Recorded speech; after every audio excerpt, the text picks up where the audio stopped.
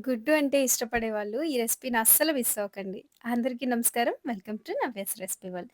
ఈరోజు వీడియోలో simple ఇంగ్రీడియెంట్స్‌తో super టేస్టీగా బాయిల్డ్ ఎగ్ చీజ్ ఫ్రైని ఎలా తయారు చేయాలో చూపించబోతున్నాను. దీని రుచి అండి మాటల్లో చెప్పలేము. చేసుకొని తింటే వదిలిపెట్టలేం. మరి ఈ అద్భుతమైన రెసిపీని ఎలా తయారు చేయాలో చూసేద్దామా? ముందుగా కావాల్సిన ఇంగ్రీడియెంట్స్ పావులు కావాలి. అలాగే సన్నగా తరిగిన పచ్చిమిర్చి, కరివేపాకు, ఉడికించిన కోడిగుడ్లు, ఒక కోడిగుడ్డుకి ఒక చిన్న సైజు ఉల్లిపాయ పొడుగ్గా సన్నగా కట్ చేసుకోవాలి. 2 చీజ్ క్యూబ్స్, బటర్ కావాలి. ఇంతేనండి. చాలా చాలా సింపుల్. మరైతే మెయిన్ ప్రాసెస్‌కి వెళ్ళిపోదాము. స్టవ్ మీద కడాయిని పెట్టుకొని 2 పెద్ద టేబుల్ స్పూన్ ఆయిలు, ఒక పెద్ద క్యూబ్ బటర్‌ని వేసుకోవాలి. బటర్ ఫ్లేవర్‌తోనే ఉల్లిపాయలు వేగితే బావుంటుంది. ఇప్పుడు ఇందులో సన్నగా తరిగిన పచ్చిమిర్చి, కొద్దిగా కరివేపాకును కూడా ఈ ఆయిల్‌లో వేయించుకోవాలి.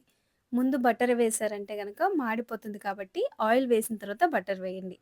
ఇప్పుడు సన్నగా, పొడుగ్గా కట్ చేసి పెట్టుకున్న ఉల్లిపాయలు వేసుకోవాలి. ఈ ఉల్లిపాయలు ఖచ్చితంగా గోల్డెన్ బ్రౌన్ కలర్ వచ్చేంత వరకు వేయించుకోవాలి. మంటని హై టు మీడియంలో పెట్టుకొని వేయించుకోవాలి.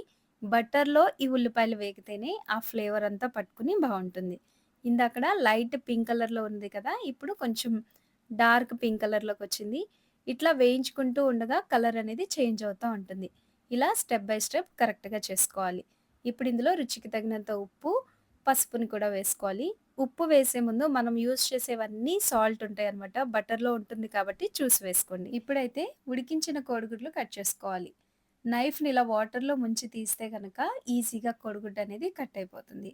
ఇలానే మిగిలినవి కూడా కట్ చేసుకోవాలి. ఇదైతే మా హస్బెండ్ రెసిపీ అండి. ఆఫీస్ క్యాంటీన్‌లో బెస్ట్ ఫేమస్ బ్రేక్‌ఫాస్ట్ అనమాట. 10 ఇయర్స్ నుంచి మేము ఇంట్లో చేసుకుంటున్నాము. నేను మా హస్బెండ్ దగ్గర నేర్చుకుని, ఆ రెసిపీని మీకు పరిచయం చేస్తున్నాను. మరైతే మీరు కూడా ఒకసారి ఇంట్లో ట్రై చేసేయండి. చూస్తున్నారు కదా! ఉల్లిపాయల గ్రేవీ చాలా కొద్దిగా అయిపోయింది. అందుకనే ఒక కోడిగుడ్డుకి ఒక ఉల్లిపాయ ఖచ్చితంగా తీసుకోండి. మంచిగా ఉల్లిపాయలు బ్రౌన్ కలర్ వచ్చిన తర్వాత కోడిగుడ్లను వేసుకోవాలి. ఇప్పుడు ఇందులోకి మిరియాల పొడి కంపల్సరీ వేయాలండి. స్పైసీనెస్ అనేది ఈ మిరియాల పొడి మనం ముందుగా వేసిన పచ్చిమిర్చి ద్వారానే వస్తుంది. ఎటువంటి కారం, గరం మసాలాలు మాత్రం వేయపకండి. ఇట్లాగే మిరియాల పొడి వేసిన తర్వాత ఊరికే కూరలాగా మిక్స్ చేయకుండా ఇట్లా పైనుంచి కిందకి బోర్లించుకుంటూ వేయించుకోవాలి. కోడిగుడ్డు అనేది ఖచ్చితంగా వేగాలి. చూస్తున్నారు కదా! బట్టరు, నూనె అనేది బయటికి ఇలా కనిపిస్తుంది కదా! కోడిగుడ్డు కూడా మంచిగా వేగిపోయింది. ఇప్పుడు ఇందులోకి సన్నగా తరిగిన కొత్తిమీరని కూడా వేసుకొని మరలా ఇంకొకసారి మిక్స్ చేసుకోవాలి. ఇంతేనండి, రెసిపీ అయితే రెడీ అయిపోయింది. అయితే ఈ స్టేజ్‌లో మంటని సిమ్‌లో పెట్టేసి కోడిగుడ్డు అన్నీ వేగిపోయినాయి కదా! ఇలా ఆయిల్ కూడా పైకొచ్చేసింది. ఇప్పుడైతే చీజ్‌ని గ్రేట్ చేసుకొని వేసుకోవాలి. ఎప్పుడైనా సరే హెవీగా బ్రేక్‌ఫాస్ట్ చేయాలనిపించినప్పుడు ఒక్కసారి ఈ రెసిపీని ట్రై చేయండి. లేదంటే గెట్ టుగెదర్ ఉన్నప్పుడు కానీ, వనభోజనాలకి అట్లా వెళ్తున్నప్పుడు కంపల్సరీ ఇట్లాంటివి చేసి తీసుకెళ్ళండి. ఖచ్చితంగా ఫాన్స్ అయిపోతారండి. అన్నీ వదిలేసి ఇదే తింటారు. అంత బావుంటుంది. ఇప్పుడైతే ఎగ్ ఫ్రై అయితే రెడీ అయిపోయింది. ఈలోగా పావులను కూడా వేడి చేసుకుందాం.